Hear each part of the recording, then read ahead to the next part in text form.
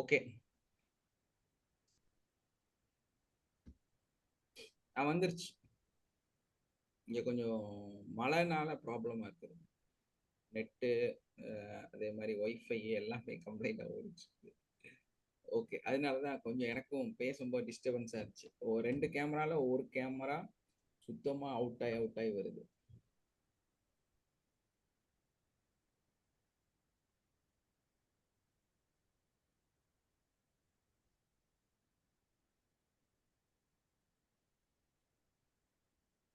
Reconnect பண்ணிட்டேன்.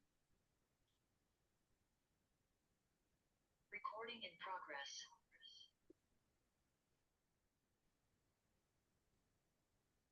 ரெண்டு camera double ஆகிட்டீங்க. ஆமா ஆமா, அது அதான் ஒண்ணு வந்து வேலை செய்ய மாட்டேங்குது, அதான் பிரச்சனை. ஓகே, நெட்டு வந்து போறனால அப்ப அந்த கம்ஃபர்ட் ஜோன்ல இருக்கக்கூடிய அந்த ஒரு பர்டிகுலர் அந்த பறவையை வந்து பறக்க வைக்கிறவங்களுக்கு வந்து பணம் தரேன்னு சொல்றாங்க, ஏதாவது ஒரு சன்மானம் தரோம் அப்படின்னு. நிறைய நபர்கள் வந்து வித்தகர்கள், வித்தை தெரிந்தவர்கள், அறிஞர்கள் அவங்க எல்லாம் வந்து ட்ரை பண்றாங்க எப்படியாவது அந்த பறவையை வந்து பறக்க வச்சிடணும் அப்படின்னு சொல்லி. கடைசியில பாத்தீங்கன்னா அந்த பறவை பறக்கவே இல்லை. கடைசியா ஒரு நபர் வராரு, அவர் வந்து என்ன பண்றாரு அப்படின்னா, எனக்கு கொஞ்சம் டைம் கொடுங்கன்னு கேட்கிறாரு. என்ன கேட்டாருங்க? அவரு கேட்டது வந்து கொஞ்சம் டைம் தான், நீங்க எல்லாரும் போயிருங்க, எனக்கு கொஞ்சம் டைம் கொடுங்க அப்படின்னாரு. அவர் என்ன பண்ணாரு அப்படின்னா, அந்த பறவை உட்கார்ந்துட்டு இருந்தது ஒரு ஒரு கிளையில எப்பவுமே வந்து அந்த பறவை அங்கேயே உட்கார்ந்துட்டு இருந்துச்சு. அவர் அதான் உட்கார்ந்து வாட்ச் பண்ணியிருக்காரு.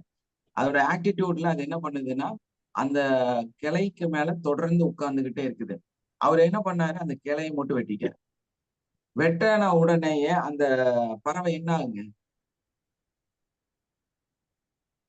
தான் ரெகுலரா ஒரே பொசிஷன்ல உட்கார்ந்துட்டு இருந்த அந்த இடம் வந்து அதுக்கு இல்லாம போயிருச்சு. அப்ப என்ன பண்ணுதுன்னா, அந்த கிளைய வந்து திரும்ப தேடி எங்கெங்கயோ பறந்து பாக்குது. பறக்கிறதுல வந்து என்னெல்லாம் சுகம் இருக்குது, அப்போ என்னெல்லாம் வந்து பறக்கும் பொழுது நம்ம பார்க்க முடியும் அப்படிங்கிற அந்த விஷயத்த வந்து அந்த பறவை வந்து பார்க்க ஆரம்பிச்சிருச்சு. சோ அந்த விஷயங்களை வந்து அது பார்க்க ஆரம்பிச்ச உடனே அது என்ன பண்ணுது அப்படின்னா, தொடர்ந்து பறக்கக்கூடிய நல்ல ஆக்டிவான ஒரு பறவையாக மாறிடுச்சு.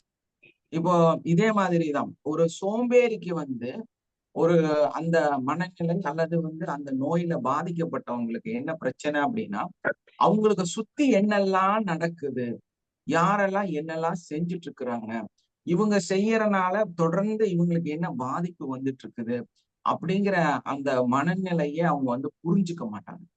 மெயின் அதுதான் ப்ராப்ளம். அவங்கள சுத்தி நடக்கிற செயல்களை அவங்கனால உணர முடியல அப்படிங்கும் போது ஆட்டோமேட்டிக்கா என்ன ஆகுங்க, தன்னோட நிலையை வந்து புரிஞ்சுக்காம கம்ஃபர்ட் ஜோன்ல வாழுவாங்க. இந்த கம்ஃபர்ட் ஜோன்ல ஓகே நான் வந்து ஓகே தான் அப்படிங்கிற அந்த ஒரு மைண்ட் செட்ல வாழும் பொழுது அவங்க சாதாரணமாவே அவங்களோட எல்லா செயல்களுமே செய்யவே மாட்டாங்க. ஏன்னா அவங்க செய்யறது சரிங்கிற ஒரு மனநிலையில வந்து அவங்க வாழ ஆரம்பிச்சாங்க.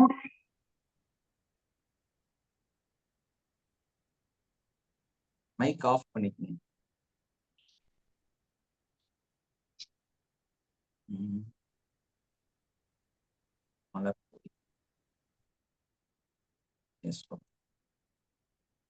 அப்போ அந்த மாதிரி வந்து அந்த கம்ஃபர்ட் ஜோன்ல வாழக்கூடிய நபர்கள் வந்து அவங்கனால வந்து அவங்கள சுத்தி நடக்கக்கூடிய நிகழ்வுகளை வந்து உணர முடியாது. எப்ப வந்து அந்த கிளையே மொத்தமா உடைஞ்சு போச்சோ, எப்ப வந்து அந்த கம்ஃபர்ட் ஜோன் அவங்கள விடக்கூடிய ஒரு சூழ்நிலை வந்து அவங்களுக்கு தள்ளப்படுகிறார்களோ, அப்ப என்ன பண்றாங்க அவங்க, அந்த கம்ஃபர்ட் ஜோன் வந்து வெளியே வந்துருவாங்க. இந்த கம்ஃபர்ட் ஜோன் வந்து வெளியே வர்றது மட்டும் இல்ல, அவங்களுக்கு இருக்கக்கூடிய பெரிய பிரச்சனை என்னன்னா ஃபியர் ஆஃப் ஃபெயிலியர்.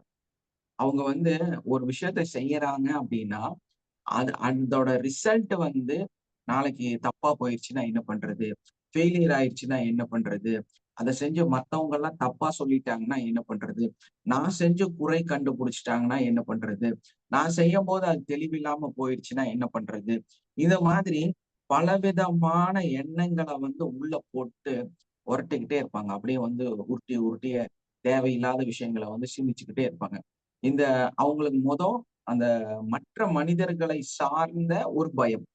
அதுக்கப்புறம் பார்த்தீங்கன்னா, தான் செய்யறதுல எல்லாமே ஃபெயிலியர் ஆயிடுச்சுன்னா என்ன பண்றது? அப்படிங்கிற அந்த ஃபெயிலியர் சார்ந்த ஒரு பயம். இது 2மே அவங்கள வந்து ரொம்ப கஷ்டப்படுத்திட்டு இருக்கும். அப்ப இந்த மாரி இருக்கிறவங்க குணமடையவே முடியாதா? இந்த மாரி ஒரு நோய்க்குள்ளார பாஸ்ட் பேட்டர்ன் டிஸார்டர் அந்த நோயிலிருந்து அவங்க டிப்ரஷன் அந்த நோயிலிருந்து வெளிய வர முடியாதா? அப்படின்னா, கண்டிப்பா அவங்கனால அந்த பிரச்சனையிலிருந்து வெளிய வர முடியும். அதற்கு அவங்க என்ன பண்ணணும் அப்படின்னா, செல்ஃப் லவ் அதிகப்படுத்தணும். அதே மாரி அந்த டீப் ஸ்லீப் அவங்க மனதுல வந்து ஒரு பர்ட்டிகுலர் டைம், நான் இந்த டைம்லருந்து இந்த டைம் வந்து முழுமையா நான் என்ன வந்து நல்ல ஒரு தூக்கத்துக்கு கொண்டு போயிருவேன். அப்படிங்கிற அந்த மென்டாலிட்டிக்குள்ளார வந்து, ஒரு பர்ட்டிகுலர் டைம் மட்டும் நல்ல டீப் ஸ்லீப்ல இருக்கக்கூடிய சூழ்நிலை வந்து ஏற்படுத்தணும். இல்லையா? அந்த டோபமைன் வந்து வர அளவுக்கு தூங்கணும். அப்ப என்ன பண்ணணும்? நல்ல டார்க் ரூம்ல டிஸ்டர்பன்ஸே இல்லாம, ஒரு குறிப்பிட்ட டைம வந்து ஒதுக்கிட்டு, அந்த டைம்ல வந்து அந்த டீப் ஸ்லீப்ல போய் நல்லா தூங்கணும். அதே மாரி, நான் யார்? என்னோட இந்த ஜென்மம் என்ன? நான் எதற்காக படைக்கப்பட்டேன்? நான் இங்க வந்து என்ன செய்யணும்?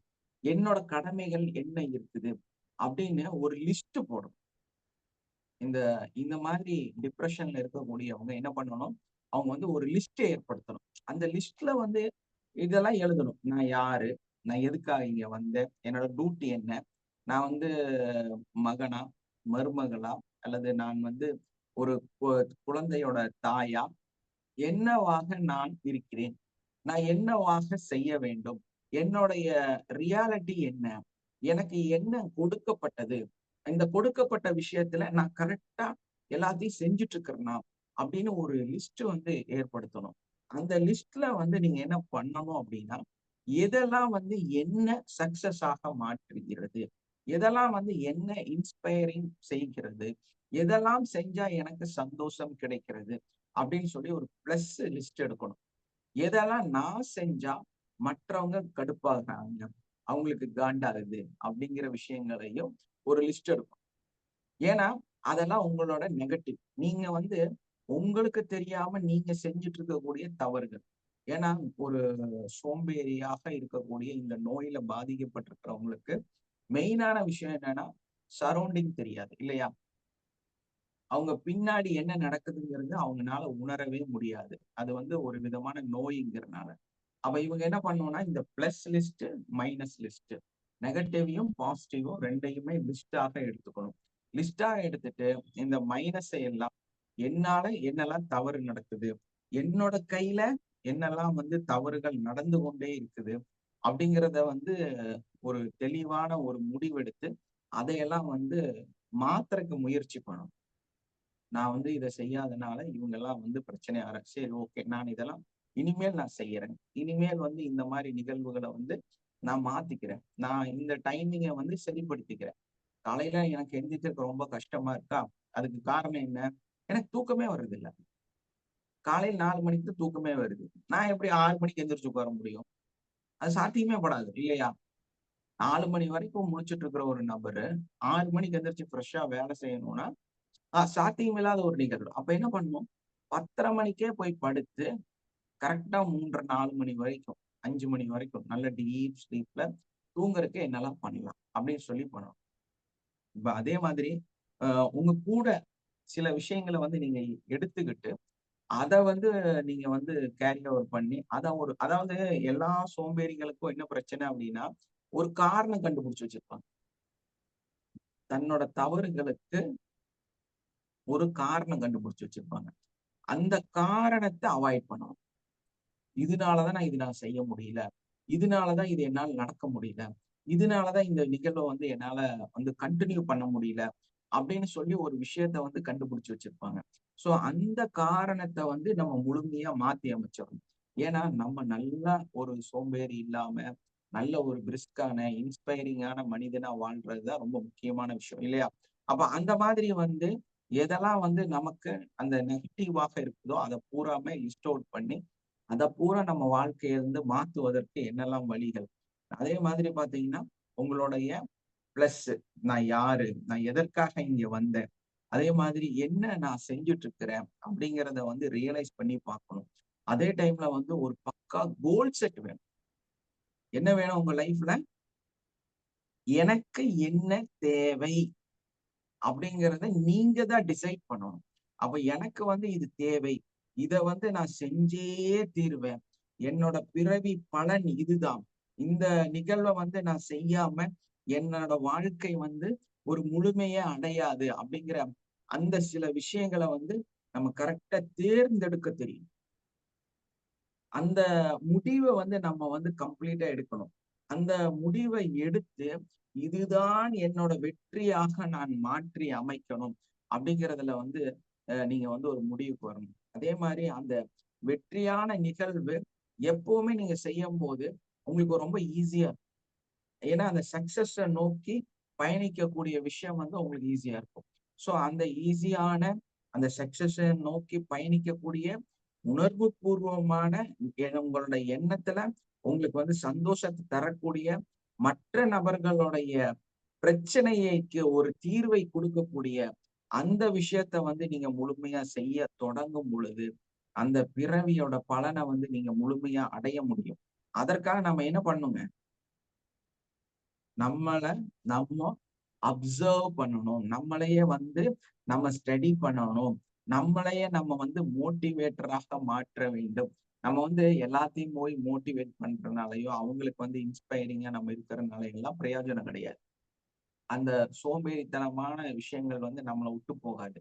அப்ப நீங்க என்ன பண்ணணும்னா, செல்ஃப் மோட்டிவேட்டராக மாறணும். வாவ்! நீ சூப்பர். பரவாயில்லையே! முன்னத்த விட நீ நல்லாவே டெவலப் ஆகுறியே!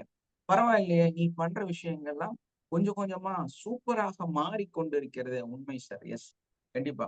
அப்போ செல்ஃப் மோட்டிவேஷன் வந்து ரொம்ப ரொம்ப முக்கியம். நம்ம அப்சர்வ் பண்றதே என்ன பண்ணணும் அப்டின்னா, நம்மள செல்ஃப் அப்சர்வேஷன்ல நம்மள கொண்டு போகணும். நான் சொன்ன அதே விஷயம் தான். நீங்க வந்து அ மெயினா வந்து அந்த ஃபியர்ல இருந்து வெளிய வரணும். மற்றவர்களை பற்றி சிந்தனைகள்ல இருக்கக்கூடிய விஷயத்த வந்து நீங்க வெளிய வரணும் அப்டின்னா, மத்தவங்களோட பிரச்சனைய சால்வ் பண்ற அளவுக்கு நீங்க மாறணும். உங்களோட தேவைகள், உங்களுடைய செயல்கள் என்னவா இருக்கணும் அப்டின்னா, உங்களுடைய என்னவா இருக்கணுங்க? அந்த நபர் யார் இருக்கிறாங்களோ, அவங்க பிரச்சனைய நீங்க சால்வ் பண்ற அளவுக்கு ஒரு ஆட்டிட்யூட்டாக நீங்க மாறணும். அதுக்கு வந்து நீங்க பண்ண வேண்டிய ரொம்ப முக்கியமான விஷயம் என்னன்னா, செல்ஃப் மோட்டிவேஷன். வாழ்க வளமுடன். இனிய காலை வணக்கம் சார். எஸ் தேங்க்யூம்மா. ரொம்ப லேட்டா வந்துட்டீங்க. மணி 8 எஸ் ஆயிடுச்சு. சார், கொஞ்சம் லேட் ஆயிடுச்சு சார். Sorry sir. இங்கே நெறைய கரண்ட் ப்ராப்ளம் ஓடிட்டே இருக்குது. பாப்போம் இன்னும் ஏதோ ஒண்ணு செய்யணும். அப்போ நம்ம வந்து ஒ இப்போ இந்த மாதிரி செல்ஃப் மோட்டிவேஷன்லாம் பண்ணி, வாவ்! சூப்பர் நீ அப்படின்லாம் நான்லாம் ஆல்ரெடி அப்படிதான் சார் இருக்கிறேன் அப்படின்னா, உங்களுக்குள்ளார கர்வமாவும் இருக்கலாம். என்னவா இருக்கலாம்? கர்வமாகவும் உங்களுக்குள் இருக்கலாம். அதனால தயவு செஞ்சு நீங்க பண்ண வேண்டியது என்னன்னா, உங்களோட ஆட்டிட்யூட்ட வந்து கண்ட்ரோல் பண்றக்கு, உங்களுடைய அந்த கர்வத்தன்மை ரொம்ப ஒரு எகத்தாளமான ஒரு மனநிலை இருக்கும். அத வந்து வெளிய வந்து மத்தவங்க எல்லாருமே கஷ்டப்பட்டுட்டு இருப்பாங்க. ஏன்னா, அ ஒரு புரிதலே இல்லாத மனிதரா தான் உங்க நோய். உங்க பிரச்சனை அதுதான். அதுக்கப்புறம் பார்த்தீங்கன்னா, நான் செய்யறதெல்லாம் கரெக்ட்ன்னு ஃபீல் பண்ணுவாங்க. இந்த சோம்பேறிகள்ட்ட அதெல்லாம் பெரிய விஷயம் இருக்குது. ஏன்னா, காரணம் கண்டுபிடிக்கணும் இல்லையா? ஒரு பிரச்சனைக்கு, ஒரு விஷயத்துக்கு காரணம் வேணும். அந்த காரணத்துக்காக இத்தன விஷயத்த செய்வாங்க. அப்ப நான் இதுலருந்து எப்படிதான் வெளிய வர்றதுன்னா, இதெல்லாம் தான். மத்தவங்களோட பிரச்சனைய சால்வ் பண்ற விஷயங்கள் செய்யக்கூடியவராகவும், உங்களையே வந்து நீங்க உங்களுடைய செல்ஃப் ஆட்டிட்யூட்ல வந்து ரொம்ப முக்கியமான விஷயம் என்னன்னா, ஃபீட்பேக். தைரியமா ஒரு அட்வைஸையும், ஒரு ஃபீட்பேக்கையும் நம்ம கேட்கணும். நான் எப்படி இருக்கிறேன்? நான் நல்லா செய்றேனா? நான் உங்கள்ட்ட நல்லா பேசுறேனா? கிளாஸ் எப்படி இருக்குது? இத பத்தி ரிசல்ட் நீங்க என்ன சொல்றீங்க? அ இன்னைக்கு சப்ஜெக்ட் எப்படி இருந்துச்சு? நான் பேசினது வந்து ஏதாவது வேரியன்ட்டா நான் பேசுறேனா? எனக்குள்ள இருந்து ஏதாவது வித்தியாசமா வருதா? இந்த மாரி நம்மள பத்தி நம்ம வந்து அடுத்தவங்கள்ட்ட கேட்டுக்கணும். மேபி வந்து நம்ம அட்வைஸ் அப்படிங்கும்போது, நம்ம இந்த கிளாஸ எடுக்கிறோம் அப்படின்னா, எனக்கு வந்து ஒரு மென்டர் வேணும் இல்லையா? நான் வந்து என்னதான் இத ஒரு ஆங்கிள் கொண்டு போயிட்டு இருந்தாலும் இதை அடுத்த கட்டத்துக்கு கொண்டு போறதுக்கு ஒரு மென்டர் வேணும். அதாவது இதை வந்து ஒரு ஸ்ட்ரக்சரைஸ் பண்றதுக்கு ஒரு மாடல் வேணும். அந்த மாடல் வந்து இருந்தா மட்டும்தான் நம்ம வந்து இதை வந்து அடுத்த கட்டத்துக்கு கொண்டு போக முடியும். அடுத்த கட்டத்துல இருக்கக்கூடிய அட்வான்டேஜஸ், அதுல இருக்கக்கூடிய ப்ராப்ளம்ஸை வந்து டயக்னாஸ் பண்ணோம்னா ஒரு நல்ல மென்டர் வேணும் இல்லையா? நம்மளை வந்து லீட் பண்றதுக்கு ஒரு ஆள் வேணும். நமக்கு வந்து கொஞ்சம் சஜஸ்ட் பண்றதுக்கு ஒரு ஆள் வேணும். நமக்கு வந்து கொஞ்சம் சப்போர்ட் பண்றதுக்கு ஒரு ஆள் வேணும். அப்ப அவங்க வந்து சில ஐடியாவெல்லாம் சொல்லுவாங்க. இப்படி பண்ணா நல்லா இருக்கும் சார், இப்படி பண்ணா நல்லா இருக்கும் சார், இந்த மாதிரி வந்து நம்ம இந்த சிஸ்டத்தை இப்படி கொண்டு போனா நல்லா இருக்கும் சார், இப்படி சொல்றதுக்கு ஒரு ஆள் வேணும். அப்போ நம்ம யாராவது ஒரு நபர்கிட்ட கொஞ்சம் அட்வைஸ் கேட்கக்கூடிய, ஏன்னா இந்த சோம்பேறிகளுக்கெல்லாம் ரொம்ப முக்கியமான ஒரு நிகழ்வு. அதாவது சோம்பேறின்னு நம்ம சொல்லக்கூடாது, பாவம். அவங்க வந்து ஒரு நோயாளியாக இருக்கிறாங்க, ஒரு பேஷண்டாக இருக்கிறாங்க. ஸோ அந்த பழைய நினைவுகளோட அவங்களுக்கு ஏற்பட்டிருக்கக்கூடிய அவங்க ஹாப்பினஸை வந்து தொலைச்சனால வந்து அந்த நோய், அந்த நோயில வந்து பாதிக்கப்பட்டிருக்கிறவங்க வந்து அப்படிதான் இருப்பாங்க. ஸோ அந்த மாதிரி இருக்கிறவங்கள வந்து அவங்கள வந்து செல்ஃபா இது பண்ணிக்கிறதுக்காக அவங்க என்ன பண்ணணும்னா, அந்த மென்டர் அவர் என்ன சொல்றாரு, அந்த அட்வைஸ் வந்து உங்களை எந்த அளவுக்கு மாற்றக்கூடியதாக இருக்குது அப்படிங்கிறதெல்லாம் வந்து நம்ம வந்து ஒரு தெளிவான ஒரு ஃபீட்பேக் எப்பவுமே எடுத்து அதை வந்து எப்படி செஞ்சா எப்படி டெவலப் ஆகும், என்ன பண்ணா எங்க வர முடியும் அப்படிங்கிறத வந்து எப்பவுமே ஒரு சஜஷன் வந்து நம்ம அடுத்தவங்கள்ட்ட கேட்டுட்டு செய்யக்கூடியவர்களாக நம்ம இருக்கணும். அதே மாதிரி பாத்தீங்கன்னா செல்ஃப் ஜேர்னலிசம். அதாவது உங்களை பற்றியே நீங்க ஒரு கதை வந்து உருவாக்க வேண்டும். உங்களை பற்றிய நன்மை, தீமை. அதாவது எப்படி இருக்கணும்? உங்களை பற்றிய ஒரு நன்மை, ஒரு தீமை. அத வந்து எழுத தெரியும். நான் என்னெல்லாம் தப்பு பண்றேன், என்னெல்லாம் சரியா பண்றேன். வாவ்! நான் என்ன மாதிரியான ஆளு, எனக்குள்ள இந்த மாதிரி ஒரு திறமை இருக்குதா அப்படிங்கிறத நீங்க வந்து கண்டுபிடிச்சு, வாவ்! இந்த திறமையை வந்து நான் வேற லெவலுக்கு கொண்டு போவேன் அப்படின்னு ஒரு முடிவு எடுக்கணும். ஒரு கோல் செட், ஒரு எய்ம், ரிசல்ட், அந்த எண்ட் ஆஃப் தி ரிசல்ட், அதை எல்லாமே வந்து ஒருங்கிணைத்த ஒரு மனநிலை வந்து கண்டிப்பா வேணும். அந்த மனநிலையில நம்ம வந்து எதை செஞ்சாலும் நம்மளுடைய சக்சஸ், அதை பத்தியான ஒரு திங்கிங் வந்து நம்ம போட்டுக்கிட்டே இருக்கணும். நம்மளுடைய சக்சஸ் வந்து எங்க மிகப்பெரிய அளவுல வரும் அப்படிங்கிறத வந்து நம்ம உருவாக்கிக்கிட்டே இருக்கணும் இல்லையா? உங்களால வந்து ஒண்ணுமே செய்ய முடியல, ஏதாவது ஒன்னையாவது நீங்க செய்ய ஆரம்பிங்க. ஃபர்ஸ்ட் அதுதான். என்னால வந்து இது செய்ய முடியல, அது செய்ய முடியல, இது கஷ்டம், அது கஷ்டம்னு பெருசா நீங்க திங்க் பண்றதா இருந்தா, உங்களுக்கு பெருசா எல்லாமே தெரியறதா இருந்தா, எதெல்லாம் உங்களுக்கு ரொம்ப கஷ்டத்தை தரக்கூடியதாக இருக்குதோ, அப்போ நீங்க எதுவுமே செய்யாம இருக்கிறதை விட எதையாவது ஒண்ண செஞ்சுக்கிட்டே இருக்கிறது தான் நம்ம வந்து சிறந்த மனிதர்களாக மாற முடியும். நம்மளுடைய பிரச்சனை இருந்து அந்த நோயிலிருந்து வெளியே வரக்கு ஒரே ஒரு தீர்வு என்னங்க? என்னால இதெல்லாம் செய்ய முடியல, செய்ய முடியல, செய்ய முடியலன்னு நினைக்கிறத விட எதையாவது ஒண்ணு நான் செஞ்சுட்டே இருக்கிறேங்கிற மனநிலைக்கு நீங்க வரணும். நமக்கும் எதையாவது வாழ்க வளமுடன் சார். நமக்கும் நன்மை தர மாதிரி செயல்கள்ல ஈடுபட்டுக்கிட்டே இருக்கணும் சார். எஸ். அதுல வந்து சிறந்தது எதுன்னு கேட்டீங்கன்னா, அடுத்தவங்களுக்காக எதையாவது ஒண்ணு செஞ்சுக்கிட்டே இருக்கு. அதுல உங்களுக்கு பலன் கிடைச்சாலும் சரி, கிடைக்கலனாலும் சரி, அடுத்தவங்களுக்காக எதையாவது ஒண்ணு செய்யணும்னு ஒரு முடிவு எடுத்தீங்கன்னா, நிச்சயமாக இந்த பிரச்சனையிலிருந்து நீங்க வெளியே வந்துருவாங்க. இது ஒரு டிப்ரெஷன், இது வந்து ஒரு நோய், இது வந்து ஒரு மன அழுத்தங்கன்னு சொல்லுவாங்க. அதுதான் டிப்ரெஷன்னா மன அழுத்தம் தான் அர்த்தம் சார். அந்த டிப்ரெஷன் இங்கிலீஷ்ல சொல்றேன், தமிழ்ல வந்து மன அழுத்தம். அந்த மன அழுத்தம் வந்து ஒரு நோயாக மாறி இருக்கு. மெயினா நம்ம அதைத்தான் புரிஞ்சுக்கணும். அப்ப அந்த சோம்பேறித்தனம் நம்ம வந்து ஒருத்தரை வந்து சிம்பிளா சொல்லி விடுறது அல்ல. இதுல வந்து இவ்வளோ விஷயங்கள் இருக்கு. அப்ப நம்ம வந்து எதையுமே என்னால செய்ய முடியல, எனக்கு எல்லாமே இன்னொன்னு என்ன செய்வாங்கன்னா, சாப்பிட்டுட்டு இருப்பாங்க, நொறுக்குத்தீனியா சாப்பிடுவாங்க, ஏதாவது ஒரு வேலை செஞ்சுட்டே இருப்பாங்க, மன அழுத்தத்திலையும் வேலை செய்வாங்க. அந்த கவலை போய்க்கிறதுக்காகவே அந்த மன அழுத்தத்திலேயே சில வேலையெல்லாம் நிறைய செய்வாங்க. அதாவது என்னன்னா, நம்ம அந்த ஏதாவது ஆக்டிடியூட்டுக்குள்ளார வந்து அவங்களோட பிரச்சனையை சால்வ் பண்ணணும்னு முடிவு பண்றதுக்கு தான் இந்த ஐடியா. அப்ப நம்ம என்ன பண்ணுவோம்னா, அதை சரிப்படுத்துறதுக்கு கொஞ்சம் அறிவு இருக்கக்கூடியவர்கள், படித்தவர்கள், கொஞ்சம் படிப்பு அதிகமா படித்தவர்கள், அவங்க எல்லாம் வந்து என்ன பண்ணுவாங்கன்னா இதைத்தான் செய்வாங்க. அவங்களால எதையுமே செய்ய முடியலனாலும் எதையா ஒண்ணு செஞ்சுக்கிட்டு அந்த மாதிரி எதையா ஒண்ணு நம்ம வந்து ஏதோ ஒரு வகையில ஒரு பிராக்டிஸ் மாதிரி நம்ம செஞ்சுட்டே இருந்தோம்னா அது ஸ்டெப் பை ஸ்டெப்பாக நம்மளோட ஆக்ஷனாக ஆட்டிடியூட்டாக அதுக்கப்புறமா கொஞ்ச நாளைக்கு அப்புறம் நம்மளோட கேரக்டராக அது மாறி ஒரு சின்ன கைப்பழக்கம் வந்து உங்களுடைய ஒரு கேரக்டராவே உங்களை வந்து மாத்திடும். அப்ப அந்த கேரக்டரா நீங்க மாறும் பொழுது அதுக்குதான் சொல்றது என்னன்னா ஒரு நல்ல கேரக்டரா நீங்க திரும்ப சேஞ்ச் ஆகணும் அப்படின்னா அடுத்தவங்களுக்காக செய்யும். அத வந்து உங்களுக்காக நீங்க செய்யறத விட்டுட்டு எப்ப சோம்பேறித்தனத்துல இருந்து நம்மளால வெளியே வர முடியும் அப்படின்னா நம்ம என்ன பண்ணோம்னா அந்த அடுத்த நபர்களுக்காக நிறைய விஷயத்த செய்ய ஆரம்பிக்கணும். அதே மாதிரி அந்த அடுத்த நபருக்கு செஞ்சுட்டு அதோட ரிசல்ட்டையும் ஃபீட்பேக்கையும் நம்ம கேட்கணும்.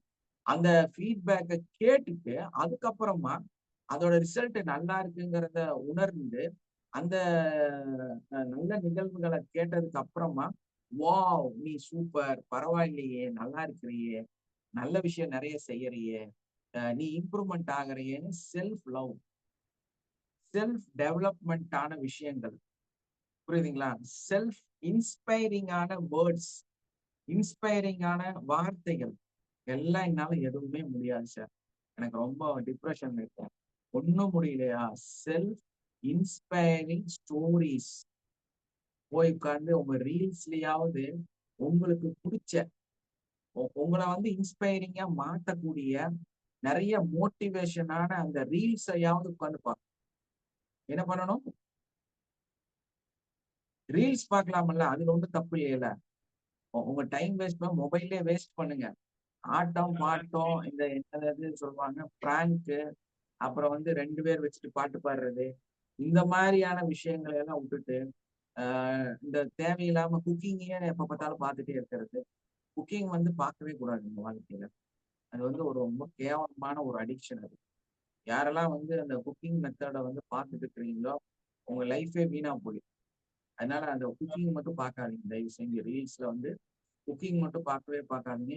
எவனோ சோறு வச்சு எவனோ திங்கிறதுக்கு நீங்க ஏன் போய் அதை பத்தி பின்னால போயிட்டு இருக்கிறீங்க? உங்க வீட்டுல அப்படி செய்யணும்னு முடிவு பண்ணீங்கன்னா அந்த பொருளெல்லாம் வாங்கி வச்சு யூடியூப்ல போய் பாருங்க குக்கிங். ரீல்ஸ்ல வந்து தயவு செஞ்சு குக்கிங் பார்க்காதீங்க. அது உங்களையும் அழிச்சிரும், உங்களோட லைஃபையும் வீணா பண்ணிடும். உங்களுக்கு அப்படி வேணும்னா யூடியூப்ல போய் ஒரு வீடியோ எடுத்து அதை நல்லா சமைங்கல. எங்க வீட்டுல கூட நேற்று என்னது வடகறி பண்ணுவாங்க. ஆனா வந்து இப்போ சென்னை அந்த பேஸ்ல பாத்தீங்கன்னா வடையை வந்து உடைச்சு போட்டு வடகறி செய்வாங்க. ஆனா எங்க அப்பா வந்து வடகரிங்கிறதே வந்து தனி கிரேவியாவே பண்ணுவார். பயங்கர மனமா இருக்கும். அது வந்து வெந்தயக்கீரை வச்சு பண்ணுவாங்க. ரொம்ப டேஸ்டியா இருக்கும். ஸோ அது வந்து எங்க அப்பா எல்லாம் இறந்துட்டாங்க. எங்க அப்பா அம்மா 2 பேருமே இறந்துட்டாங்க. ஸோ அதோட ரெசிபி மட்டும் எங்களுக்கு ஞாபகம் இருக்குது. அப்போ ஒய்ஃப் சொன்னாங்க ரொம்ப நாள் ஆச்சுல்ல உங்க அப்பா அம்மா ஞாபகார்த்தமா நம்ம அதை செய்யலாம் அப்படின்னு சொல்லி ஒரு முடிவு எடுத்தாங்க. ஸோ 2 பேரும் சேர்ந்து யூடியூப்ல கொஞ்சம் பார்த்து கரெக்ஷன் பண்ணி அதே மாதிரி வெந்தயக்கீரையெல்லாம் வாங்கி எஸ்மா ஓகே அதை வந்து நாங்க குக் பண்ணோம். புரியுதுங்களா? அந்த மாதிரி தான் உங்களுக்கு அந்த மாதிரி வந்து டெய்லியும் ஒரு 2 பேர் சேர்ந்து செய்யும் போது அதுல ஒரு நல்ல இன்ஸ்பைரிங்கா இருக்கும்ல. ஒரு வித்தியாசமான ஒரு பொருளை ட்ரை பண்ணும்போது அந்த மாதிரி ஒரு ரியலான வடகிரி வந்து எப்படி செய்யறதுன்னு சொல்லி யூடியூப்ல பாருங்க. ரீல்ஸ்ல அவன் இந்த பண்ணு தின்னா அந்த பண்ணு தின்னா அதை செஞ்ச இதெல்லாம் சோம்பேறித்தனத்தை வந்து நம்மளை அதிகப்படுத்தக்கூடிய ஒரு நிகழ்வு. ஸோ அதையெல்லாம் நம்ம செய்யக்கூடாது. நம்மளையே செல்ஃபா மோட்டிவேட் பண்ணிக்கணும். நம்மளையே வந்து நல்ல வாவ் சூப்பர் சூப்பர் சூப்பர்னு நம்மளே நமக்குள்ள நம்ம சொல்ற அளவுக்கு மற்றவர்கள் வந்து நம்மளை பார்த்து பரவாயில்லை நீ திருந்திட்டேன்னு சொல்ற அளவுக்கு நம்மளை வந்து நம்ம மாற்றணும். எப்போ நமக்காக நம்ம செய்ய ஆரம்பிக்கிறோமோ அப்போ நம்ம கண்டிப்பா சோம்பேறியாவே தான் இருப்போம். என்ன காரணம் அப்படின்னா இது உங்க தப்பு கிடையாது. உங்களோட பின்னாடி என்ன நடக்குதுன்னு உங்களால உணர முடியாது. அதுதான் பிரச்சனையே. இந்த சோம்பேறித்தனம் உள்ள வந்துருச்சுனால உங்களை பத்தி இது எப்படி சொல்லணும் அப்படின்னா ஒரு ரியாலிட்டி லைஃப்ல வந்து ரொம்ப முக்கியமான விஷயம் அப்படின்னு பாத்தீங்கன்னா நிறைய ஆண்கள் வந்து தனகளோட 2 குழந்தை இருப்பாங்க. ரெண்டுமே பெண் குழந்தை அப்படின்னா அவங்க 2 பேத்தையும் கல்யாணம் பண்ணி கொடுத்துருவாங்க. கல்யாணம் பண்ணி கொடுத்ததுக்கு அப்புறம் அந்த பெண்களுக்கு தேவையான சில அந்த ஃபர்ஸ்ட் டெலிவரி, செகண்ட் டெலிவரி அதையெல்லாம் வந்து அவர் பார்த்துருவாரு. பார்த்துட்டு மனுஷன் வீட்டை விட்டு வெளியவே போக மாட்டார். அவ்வளவு நாள் நல்லா வியாபாரம் பண்ணவருங்க. பயங்கரமான ஆளு. வேற லெவல்ல சுத்தி இருப்பாரு. அவர் பாத்தீங்கன்னா பேசாம வீட்டுல உட்கார்ந்துட்டு இருப்பாரு. ஏதோ கொஞ்சம் காசு கிடைச்சதுன்னா அதை வாங்கி செலவு பண்ணிட்டு அப்படி உட்காந்துருவாரு. ஒரு பசங்கள்லாம் வந்து இவரு வளர்த்தி விட்டு ஒரு நிலைமைக்கு மேல கொஞ்சம் நல்லா சம்பாதிக்க ஆரம்பிச்சிட்டாங்க அப்படின்னா அப்படியே வீட்டுல உட்காந்துருவாங்க. எதுவுமே செய்ய மாட்டாங்க. நான் நிறைய 2-3 பேர்த்த பார்த்திருக்கிறேன். ஒண்ணுமே செய்ய மாட்டாங்க. காலையில எந்திரிச்சு பல்லு தேய்ச்சு டிஃபன் சாப்பிட்டுட்டு அப்படியே உட்காந்துக்குவாங்க. மத்தியானம் திரும்ப வந்து சாப்பிட்டுட்டு அதுக்கப்புறமா அப்படியே தூங்கிட்டு அதுக்கப்புறம் நைட்டு திரும்ப படுத்து தூங்கிடுவாரு. எத்தனை பேர் இருக்காங்க தெரியுங்களா? எத்தனை பேர் இந்த ஒரு நிலையில இருக்காங்க தெரியுமா? யாருக்கெல்லாம் தெரியும்? லட்சக்கணக்கான மக்கள் இந்த கம்ஃபர்ட் ஜோன்ல போய் மாட்டிட்டு முழிச்சிட்டு இருக்கிறாங்க. சோ இதுக்கு எல்லாத்துக்கும் வந்து மிகப்பெரிய ஒரு தீர்வு என்னன்னா அவங்க கடமை முடிஞ்சதுன்னு நினைப்பாங்க. எஸ், கண்டிப்பா அதுதான் பிரச்சனையே. தன்னுடைய கடமை முடிந்து விட்டது நினைச்சிட்டு அவங்க என்ன பண்றாங்கன்னா அப்படி ஒரு இந்த மாதிரி ஒரு மோடுக்குள்ளார போயிருவாங்க. சரி, ஓகே, அவராவது கடமையெல்லாம் முடிச்சதுக்கு அப்புறம் போயிருக்காரு. நிறைய பேர் கடமை முடிக்காமயே போயிடுறாங்க அதுக்குள்ளார. சோ இது என்னன்னா ஆக்சுவலா அவர் வந்து இன்னும் கொஞ்சம் நல்லா வாழலாங்க. ஒரு தாய்லாந்து, துபாய் அங்க இங்க எல்லாம் டூர் போலாம். அதுக்கு கொஞ்சம் சம்பாதிக்கலாம். அதுக்கப்புறம் முஸ்லிம்ஸா இருந்தா ஹஜ்ஜுக்கு போகலாம். இந்துஸா இருந்தா காசிக்கு போகலாம். அங்க அப்படியே இமயமலை எல்லாம் போய் பார்த்துட்டு வரலாம். இதுக்கெல்லாம் சம்பாதிக்கலாம்ல. இதையெல்லாம் செய்யலாம்ல. நீங்க என்ன ஒண்ணும் இல்லைனாலும் நல்ல ஒரு ஆன்மீக யாத்திரை எல்லாம் செய்யலாம்ல. இல்ல உனக்கு ஆன்மீகம் எல்லாம் பிடிக்கலையா? கூத்தடியப்பா, நீ எதையாவது செலவு பண்ணு, ஜாலி அடி, சுத்து, நல்லா ஊர் ஊரா போயிட்டு வா, உங்க ரிலேட்டிவ்ஸ் எல்லாம் போய் பாரு, சமூக சேவையில போய் ஈடுபடு, எதையாவது ஒரு ஆக்டிவ்ல நம்மள வச்சுக்கலாம்ல. அரசியலுக்கு போ, எதையாவது செய்யலாம்ல. எதுக்கு வீட்டுல உட்காந்து ஒரு மனுஷனோட வாழ்க்கை இந்த அளவுக்கு முடிச்சுக்கணும் இல்லையா? அது நிறைய பேர் என்ன பண்றாங்க சார், பசங்களுக்கு கல்யாணம் ஆயிடுச்சுன்னா அவங்களோட கடமை முடிஞ்சிச்சு அப்படியே தான் சார் இருக்காங்க. என்னோட ஃப்ரெண்டோட அப்பா அம்மா கூட அப்படிதான் சார். 2 பொண்ணுங்க கல்யாணம் ஆனது அவரு ஃப்ரீயாவே சும்மா தான் சார் இருக்காரு. அந்த மாதிரி தான் சார் இருக்காங்க. சும்மாவே தாங்க இருக்கிறாங்க. எனக்கு அதுவும் தெரியும் இல்லாத நிறைய என்ன பேர். பண்றாங்க சார், சிலர் என்ன பண்றாங்கன்னா வயசான பிறகு கல்யாணம் பண்ணி கொடுத்தாச்சு, நீ எதுக்கு இன்னும் வேலைக்கு போற, நீ எதுக்கு சம்பாதிக்கிற, நீ சும்மா இரு சொல்லியே சும்மா, இப்படி எடுத்துடுறாங்க. நிறைய பேர் சொல்ல ஆரம்பிச்சிடுறாங்க சார். நிறைய பேர் அந்த அந்த அதை சரௌண்டிங் நம்பி தான் சிலர் ப்ராப்ளம். அப்படியே இதுவாயிடுறாங்க சார். சரௌண்டிங் தான் பிரச்சனை. மெயினா ப்ராப்ளமே அதுதான். சரௌண்டிங் ஆயிடுச்சு அதுதான் சார், சொல்றேன். அதேதான் சார்.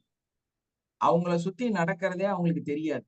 ஏன்னா அவங்க அந்த அந்த மாதிரி ஒரு விஷயத்துக்குள்ள போய் மாட்டிக்குவாங்க. இந்த கம்ஃபர்ட் ஜோன் அவங்க மனசு வச்சா இதை விட சூப்பரா லைஃப் பாருங்க. இந்த ஃபாரினர்ஸ் எல்லாம் பாருங்க, 60 வயசுக்கு மேலதான் இந்தியாவுக்கு வருவாங்க. அதுக்கப்புறம் தான் சார் எங்கேயாவது பசங்களுக்கு கல்யாணம் முடிச்சதுக்கு அப்புறம் தான் ஒரு லைஃப் இருக்கு சார், நல்லாவே இருக்கு. அது யாரும் உணர்றது இல்லைங்க சார் நிறைய பேர். ஆனா எங்கேயாவது வந்து நீங்க இந்த ஃபாரினர்ஸ் ஊர் சுத்துறாங்கல்ல, கோவால, கோவளம், அங்க இங்க கேரளால, டெல்லியில, பாம்பேல, ஹைதராபாத்ல நிறைய பேர் சுத்திட்டு இருப்பாங்க. சென்னையில கூட நிறைய பேர் இருக்காங்க. இவங்க எல்லாம் யாராவது ஒரு 25 வயசு 32 வயசுல நீங்க பாத்துருக்கீங்களா? இல்லை சார். எல்லாருமே வயசானவங்க தான். ஒரு 55 வயசுக்கு மேலதான் இருப்பாங்க. 55 60 வயசுக்கு மேலதான் இருப்பாங்க. அவங்கதான் சுத்திட்டு இருப்பாங்க. எங்கேயாவது யங் ஏஜ்ல யாராவது பாக்குறீங்களா? ரொம்ப ரேரா இருக்கும். ஆனா அவங்க 55 வயசுலயே கொஞ்சம் நல்லா ஸ்ட்ராங்கா நல்லா ஹெல்த்தியா இருப்பாங்க. அந்த அந்த 2 பேருமே 2 கப்பலுமே நம்ம பார்க்கும் பொழுது நல்ல ஏஜ்டா இருப்பாங்க. அப்புறமா வந்து பாத்தீங்கன்னா இந்தியா, தாய்லாந்து அங்க இங்க எல்லாம் போய் சுத்திட்டு இருப்பாங்க. இந்தோனேஷியா தான் இருக்கிறதுலே கம்மி ரேட்டுங்களாமா டூர் போறது. நான் கூட இப்ப போன இது பார்த்தேன். கம்போடியா அந்த மாதிரி நாடுகள்ல நம்ம போகும்போது நம்மளுடைய ₹1 வந்து அந்த ஊருக்கு வந்து ₹155 மாறுது. சோ அங்க பாத்தீங்கன்னா நம்ம ₹1,00,000 கொண்டு போய் கொடுத்தோம்னா 3 கோடி ரூபாயா தருவாங்க. சோ அங்க என்ன மாதிரி நம்ம லக்ஸரியா அந்த ஊர்ல வாழ முடியும்னு நினைச்சு பாருங்க. சரி, என்ன சார் கள்ள நோட்டு மாத்துற மாதிரி சொல்றீங்க? இல்ல, நாடுகள்ல நம்மளுடைய நோட்டோட மதிப்பு ஒரு சில நாடுகள்ல வந்து நம்மளை விட கீழே இருக்கக்கூடிய நாடுகள்ல சில பர்டிகுலரா ஒரு 7-8 நாட்டுல வந்து பாத்தீங்கன்னா நம்மளுடைய நோட்டுக்கு வந்து 100 ரூபாய்க்கு மேல மதிப்பு இருக்கு. இப்போ வந்து நம்ம வந்து அமெரிக்கா அப்படின்னு பார்க்கும்போது நமக்கு வந்து அமெரிக்காவோட $1 வாங்கணும்னா நம்மளோட 84 ரூபாயை அந்த பக்கம் திருப்பி கொடுக்க வேண்டியது இருக்கும். அப்பதான் அவங்க $1 தருவாங்க. அதே மாதிரி உங்களுக்கு 150 ரூபா அந்த நாட்டுக்காரன் கொடுத்தாதான் நீங்க $1 அங்க கொடுப்பீங்க. அப்போ அந்த ஊர்ல போய் நீங்க செலவு பண்ணும்போது உங்களுக்கு நல்ல ஒரு இது இருக்கும். இப்போ நம்ம நாட்டை பொறுத்தவரையும் பாத்தீங்கன்னா பக்கத்துலதான் ஸ்ரீலங்கா இருக்குது. ஸ்ரீலங்கால பாத்தீங்கன்னா நம்மளை விட வந்து அவங்க வந்து $5 வித்தியாசம் இருக்கு, $4000 வித்தியாசம் இருக்கு. இப்போ அவங்க வந்து நம்ம வந்து ஒரு 7000 ரூபாய் ஃபீஸ் வாங்குறோம்னா அவங்க ஏகദേശம் வந்து ஒரு 30,000 நமக்கு பே பண்ணணும்.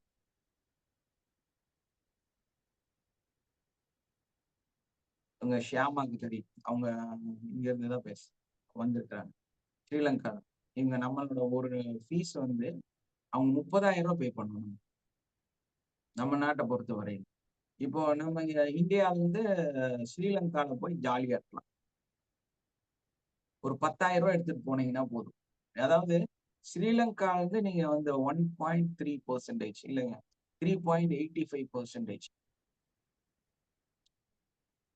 1:3 அப்படின்னு சொல்லியிருக்காங்க. 1:3. அதாவது $1 கொடுத்தா அவங்க $3 20 தருவாங்க நமக்கு.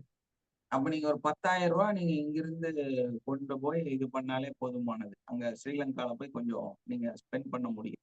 நிறைய செலவுகள் வந்து ஜாலியா வந்து செலவு பண்ணலாம். ஒரு $1,00,000 $50,000 கொண்டு போனீங்கன்னா தாராளமா நீங்க அங்க சுத்தி எல்லாம் பார்த்துட்டு வரலாம். அவங்க அவங்க நாட்டுல போய் நம்ம வந்து இது பண்ணலாம். அதே மாதிரி ஃபிளைட் டிக்கெட் வந்து நீங்க ஸ்ரீலங்கால இருந்து போட்டீங்கன்னா $6,000 தான் வரும் நம்ம நாட்டோட காசுக்கு. Welcome to Sri Lanka. எஸ், நீங்க அங்க இவங்கள்ட்ட சொல்லி அவங்களோட ஐடி கார்டு வச்சு அங்க நமக்காக ஒரு டிக்கெட் போட்டாங்கன்னா வெறும் $6,000 தான் இங்க இருந்து ஸ்ரீலங்காவுக்கு வந்து ஒரு டிக்கெட், ஃபிளைட் டிக்கெட். நம்ம நாட்டுல இருந்து போட்டா $18,000 வரும். நம்ம நாட்டுல இருந்து ஒரு ஸ்ரீலங்காவுக்கு ஒரு டிக்கெட் எடுத்தீங்கன்னா $18,000 வருங்க. நம்மளே $18,000 கொடுக்கணும் இங்க. அப்பதான் டிக்கெட் எடுத்து நம்ம அங்க போக முடியும். ஆனா அங்க போய் ஒரு டிக்கெட் எடுத்தோம்னு வைங்க, ரிட்டர்ன் டிக்கெட் அங்க இருந்து எடுத்தோம்னா வெறும் $6,000 தான். நம்ம இங்க இருந்து பிளைட் ஏறும் போதும் அங்க இருந்து டிக்கெட் புக் பண்ணனாலும் $6,000 தான். அப்ப லாபம் தானே நமக்கு. ஸோ ஸ்ரீலங்கால போய் நம்ம வந்து come to my house. Yes, கண்டிப்பா வரோம்மா. எங்க வீட்டுல கூட சொல்லியிருக்காங்க ஸ்ரீலங்கா நம்ம டூர் போறோம் அப்படின்னு சொல்லியிருக்காங்க. கண்டிப்பா ஸ்ரீலங்கால நிறைய ஸ்டூடெண்ட்ஸ் இருக்கிறதுனால ஸ்ரீலங்கால ஒரு ப்ரோக்ராம நம்மளோட ஆபீஸ் எல்லாம் அங்க கொண்டு வந்துடும். எஸ், கண்டிப்பா.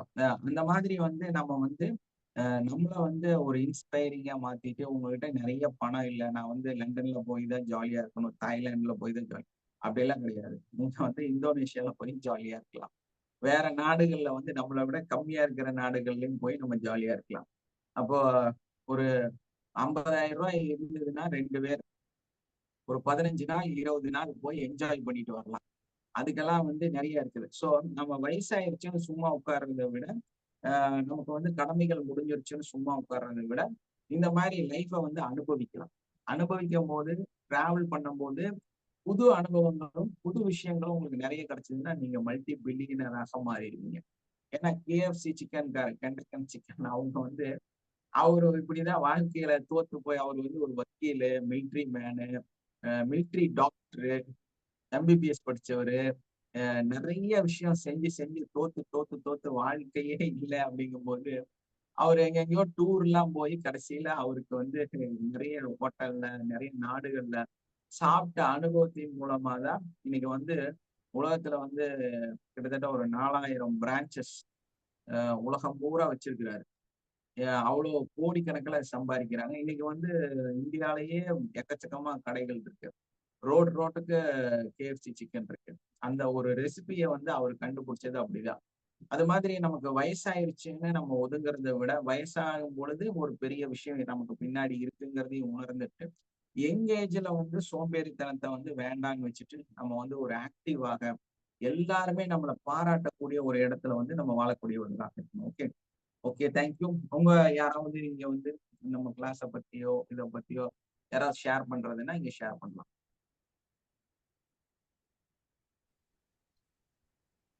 கிளாஸே முடிய டைம், நான் இப்பதான் வரேன்.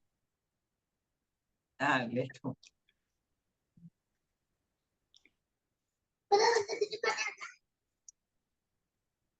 சார் 65 வயசுல ஓடி ஓடி உழைச்சிட்டு இருக்கீங்க சார் நல்லா.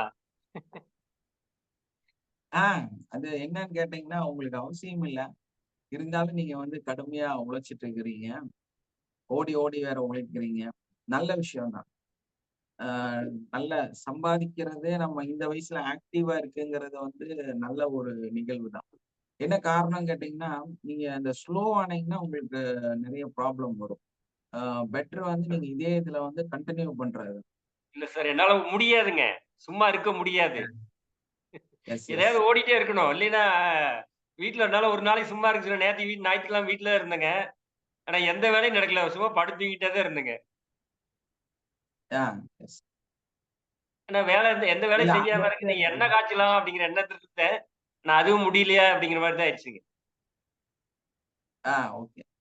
இல்ல அது என்னன்னா, இப்போ ஆக்சுவலா எனக்கு டியூட்டி இருந்தா நான் வந்து ஆக்டிவா ஏதாவது ஒரு நம்ம வேலையை வந்து செஞ்சுட்டு இருக்கோம்.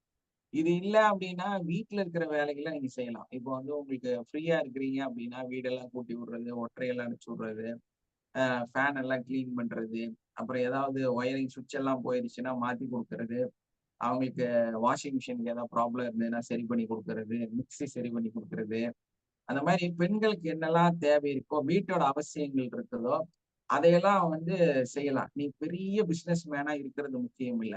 நீங்க வந்து கோடீஸ்வரனாக வாழ்வது முக்கியம் இல்ல.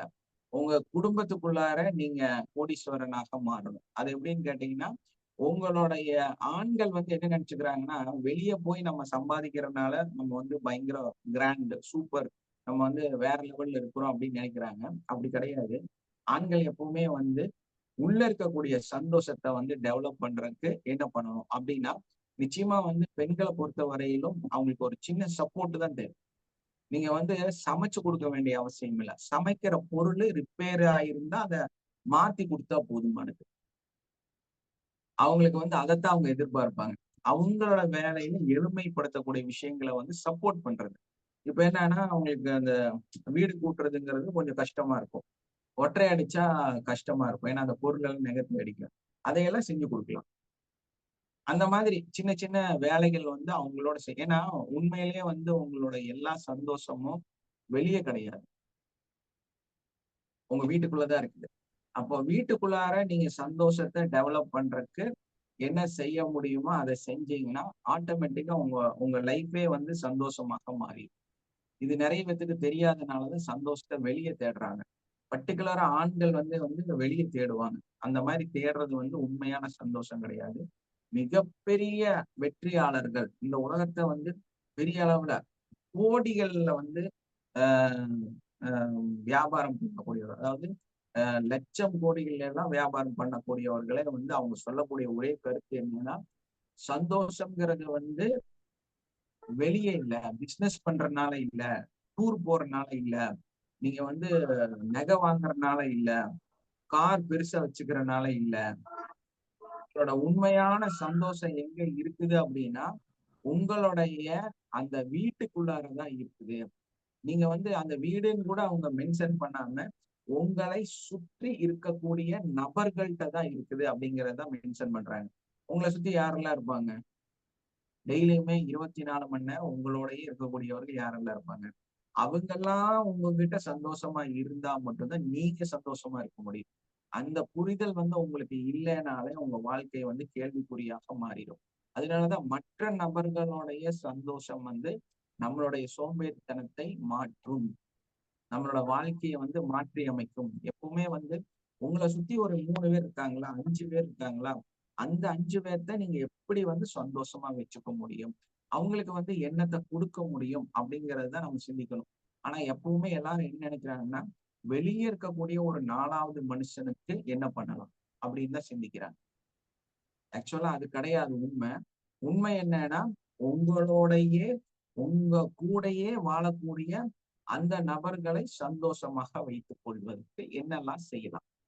அதான் சொன்னேன், நீங்க வந்து யூடியூப்ல பார்த்து நிறைய ஃபுட்டு பண்ணி கொடுக்குறீங்களா, அதை அந்த 3 பேத்துக்கு பண்ணி கொடுக்கறத பத்தி செஞ்சீங்க, ஆட்டோமேட்டிக்கா லைஃப் சூப்பர் ஆயிடும். Okay, thank you all. Have a nice day. Love you all. Wind up பண்ணிடலாங்களா? Thank you sir. வாழ்க வளமுடன். Thank you sir. Thank you sir. Thank you, sir. Thank you.